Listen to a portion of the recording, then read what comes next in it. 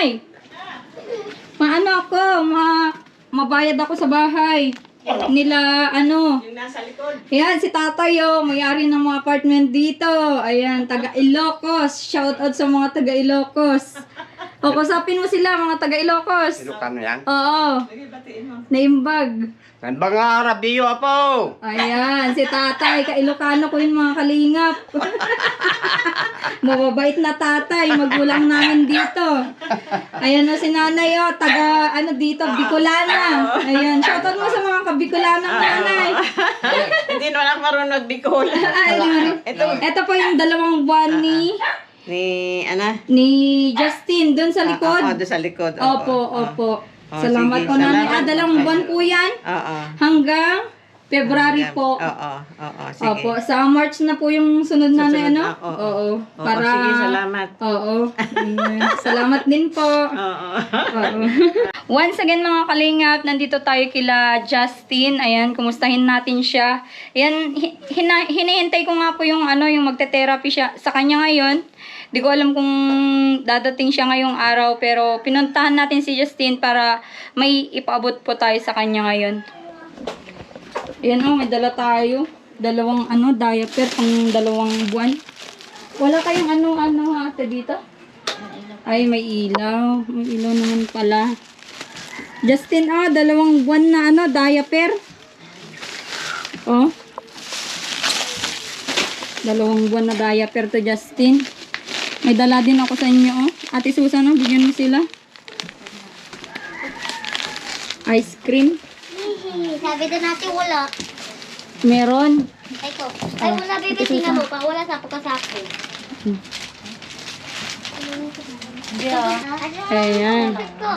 Kaklase na. Kaklase niya yun? Halika. Kumusta Ate Susan? Kumusta naman ikaw dito? Ayos naman ma'am. Si Justin, kumusta po? Okay naman ma'am. Ayan, nakakainin ng ice cream. Wow! Sarap niyan. Ngayon ka lang makakain niyan, Justin? Ako. Malamig kasi ang panahon, Malamig tapos minsan naman mainit. Ako nga sakit ng lalamunan ko. Buti nga po din nagkakasakit ito. Ang mga to, malalakas ang resistensya. Minsan may sinat siya kaya sabi ko minsan hindi ko napapaliguan. Oo. Pupunta sana ngayon yung pupunta ngayon yung therapy niya. Kaso nga lang ay di ko alam, di yata matutuloy nung oras na kanina pang chat. Anong inulam niya Ate Susan? Bili po naman ako ng 50 pesos na manok. Nagkasya na lang namin yun. Oo. Asan ba si Kuya Alumar? Ando po sa terminal ng bus. Nagtatrabaho ka din? Naghihintay ng mawawashingan. Ang ganda yun. Yan Ate Susan, pang 2 buwan na yung diaper. Yun lang po yung kagabi ay yung kagabi. Inalis naman kayo ng maga. Siguro naninibago na naman. Oo.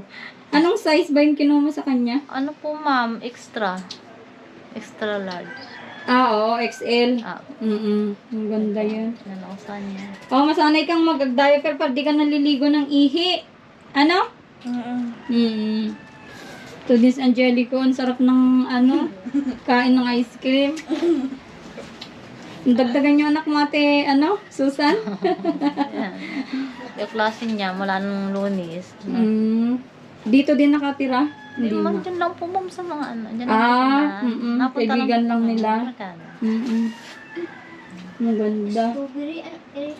Ayan, yung sinabi nga ni, yung tutulong sa inyo na kung ano daw gusto mo na negosyo ay ibibigay. Basta makapag-antay lang dun sa gagawing bahay sa inyo, no?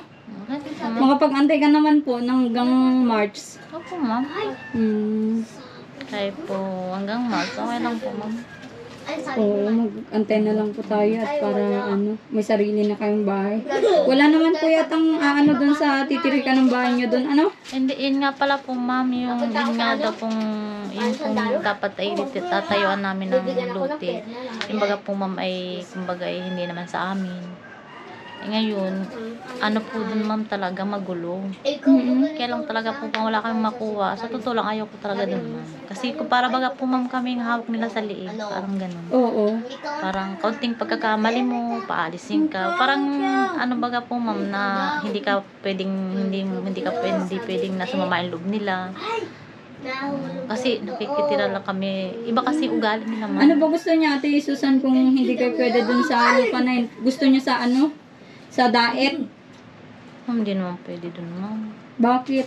Nandito yung ang mga ano ko, mga kamag-anak ko.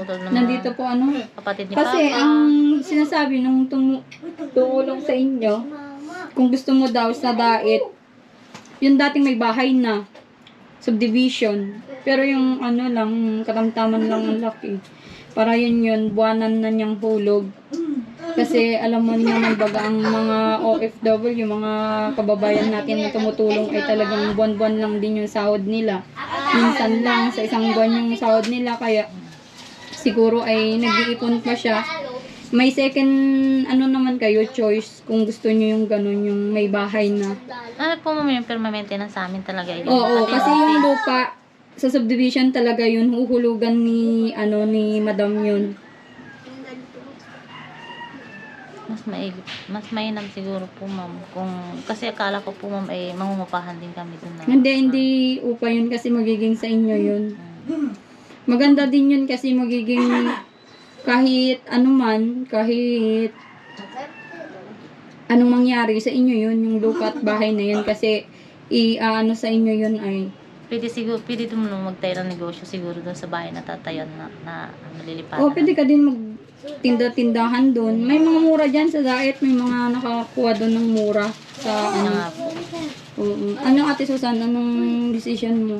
Mag-isipan mo muna. Pag-isipan ko po muna. Pero parang sinabi niyo ma'am, parang na-excited din ako na parang gusto ko rin tumiro. Kasi talagang ang hirap din dito sa diet, parang maraming mapagtatrabaho na yung asawa ko na kasi mga ano. Oo, wala namang problema mga kalingap na medyo lumayo sa akin sila Ate Susan. At least matulungan sila sa pabahay, maging secure yung bahay nila. Kahit wala tayong masyadong update sa kanila man kung papunta na sila sa diet. Kasi 3 hours ang biyahe, di ba Ate Susan? Oo. Kahit wala tayong masyadong update, at least mapasyalan natin sila kung pupunta man tayo sa diet, di ba Ate Susan? Kung magkaroon ka man po ng sariling bahay, Ate Susan, welcome pa din po ako. Opo naman ma'am, siyempre. Akala ko kung baka pagbawalan man akong mag-vlog. Hindi naman ma'am, hindi naman ako ganun. Hindi naman po ako ganun. Kala ko ay itataboy mo na po ako at ano nga. Para naman ma'am ako walang utang na loob niya. Kaya siyempre na ano pa rin. Marunong naman baga po tayo kahit pa paano. Yun nandito si Commander Bala. Tawa ni Kuya Almar. Kuya Almar, may good news tayo. Punta na kayo sa diet. Doon na kayo tumira. Tawa lang siya. Ano masasabi mo, Kuya Almar? Bago po dyan, kung anong desisyon yan. Anong decision? Siya ang mag-decision niya. Siya yung totoong commander, no? Siya yung decision, ano? Yun. Anong desisyon yan? Ikaw ang mag-decision, ate, pag-isipan mo. Pero sa akin, okay lang naman po para maging maayos yung nyo. Kasi kung siya nga naman, magka-problema yung lupa nyo dyan, kahit magkasarili ka ng bahay, maging maganda yung bahay nyo. Kung hindi naman inyo yung lupa, balang araw, magkakaproblema po talaga yan. Baka pa. Saka po ma'am, si Justin yung baga po ma'am na kanina, niliguan ko siya. Nakasandal lang siya sa akin. Pero nakatayo siya ma'am. Naitungtong niya yung paa niya ng ganyan. Nakatayo siya. Oo. Ganyan siya. Tapos sinandal ko siya dito. Nakakatayo niya. Kaya talagang ano sa kanya. Anong nangyari sa'yo? Kinain mo yan. Nalusaw-lusaw na ba yan?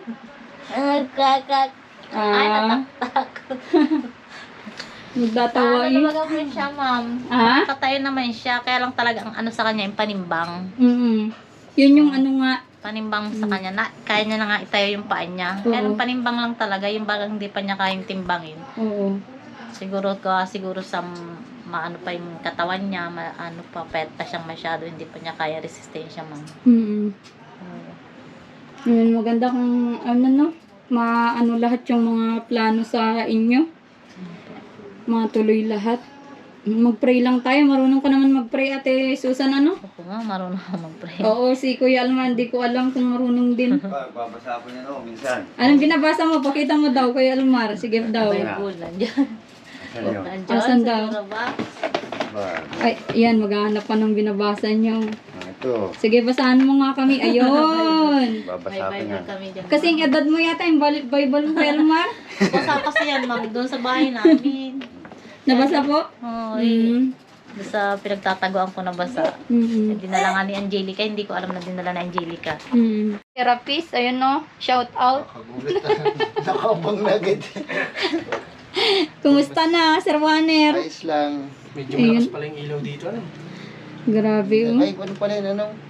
Tawag dito. Ano yan, harapan? Mm. Kabila. Parang, ano ah, pagod-pagod tayo ah. Sa biyahe. Mm-mm. Ulit-lit dapat may mga ginawa pa ako. Ay, sabi na lang iniisip ko. Sabi ko. Kaya sabi ko, akala ko, di ka na natuloy. Kung inaano kasi yung oras kanina, may hinabol kasi. Mm-mm. Pinagawa ko pa yung motor at sabi ko baka. Ang tawag dyan, sir, sa ginagawa mo ngayon? Sa ano?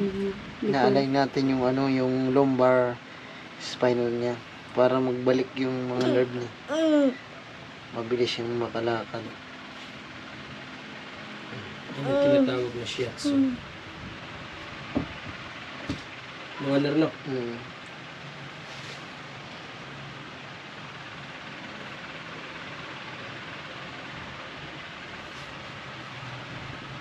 Ang pakiramdam, Justin?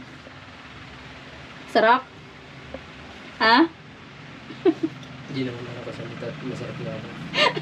Yun, pasok. Ano, abante yung ugat niya. Nagabante?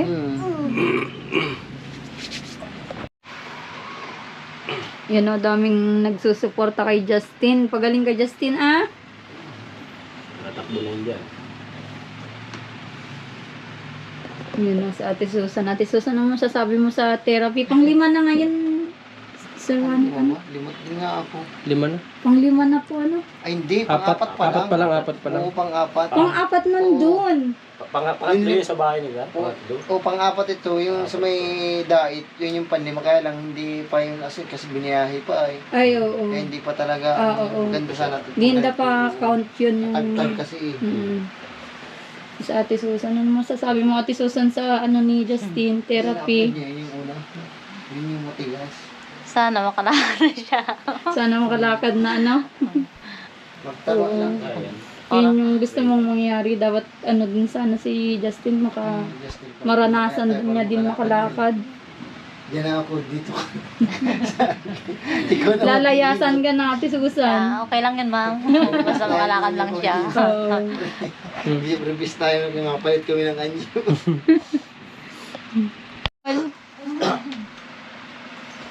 Maganda sa pakiramdam, Justin? Ha? Ikaw, magpa-therapy ka na din. Ha? Magpa-therapy ka na din. Tsaka na pag matanda na ako. Sponsoran mo yung sarili mo. Hindi. Vlog mo na lang ako para may mag-sponsor sa akin. Tapos na. Ayan. Ano yung improvement, Sir Warner? Yung pang-apat na ni Justin? Ano, malaki na yung improvement dahil dati nung una naming sinesyon ito. So matitigas talaga, pati yung mga paa niya nakakompress. So mahirap siyang iunat, i-straight. Di katulad nito, oh. Taas mo nga, Justin. Natatawa na si Justin. Taas mo na, Justin. Ganun mo. Ayan, taas ito. Sige, taas mo. Sige. Sige, taas mo. Ayan, naiunat na niya. Di katulad dati, talagang kailangan mo pa pisilin to para maiunat niya. Ito ngayon, medyo Nakabaliko, talagang nakabaliko nun. mabilis siya. Simulat mga Justin. Simulat mo. Ayan, mabilis siya, oh. Nakakaano siya, tapos yung paa niya, i-straight mo nga, Justin. Sige, straight mo. Unat mo ito. Sige, unat mo. Ayan, nakakaano siya, oh. Nakaka-stretch na ng maayos. Oo, na-stretch na yung niya, mga Tapos paano itatas niya. dito, taas mo daw itong taas mo na. Ngayon, itaas mo ulit. Itataas na niya. Ayos. Tapos kayong mukha niya, tingnan mo yung mukha niya. Medyo ano siya, fresh yung ano yung, parang nare-relax talaga siya. Oo. Dati ay iba yung kulay niya po, ano? Saka kung ano talaga ang katawan niya, baluktot na baluktot. Oo, parang... Halos ito, halos ito. Pag iunat mo talaga, halos kailangan mong ganyan, tanda. So, yun, malaki ang ano niya, nagiging adjustment. Kaya lang hindi agad-agad dahil nga matagal na. Since birth, Since birth talaga siya, kaya hindi agad-agad. Pero malaking tulong yung nagiging therapy kasi yan. Katulad yan, gagalaw-galaw na niya. Oo, maayos. paano niyang ano... Kailangan lang talaga Lukot-lukot tuloy-tuloy yung at paa. saka yung tawag dito yung makakain ng madami si Justin para tumaba. Mm. Para yung circulation ng dugo niya lumakas. Oo. O para maglakas din yung kanyang mga ano, joint ng buto. Oh, yun po yung Ate Susan, yung importante kay Justin, no? Yung papakainin po para ano. Tapos si Cardo. Mm-mm. At Sige, salamat Sir Juaner sa ano update kay Justin. ano, kita mo na Mm. Galing. yung isa. Ma'am. Oo, maraming salamat din sa pag-alaga mo kay Justin, ano. Nakikita namin yung ano din, yung nagiging improvement niya. Oo. Balik na lang kami dito, no. Oo. Kasi hanggang hindi makalakad si Justin, hindi natin titigilan, ano. Mm. Sana nga po makalakad na. Oo. Yung tanging hilingin na Ate Susan, sana makalakad daw si Justin.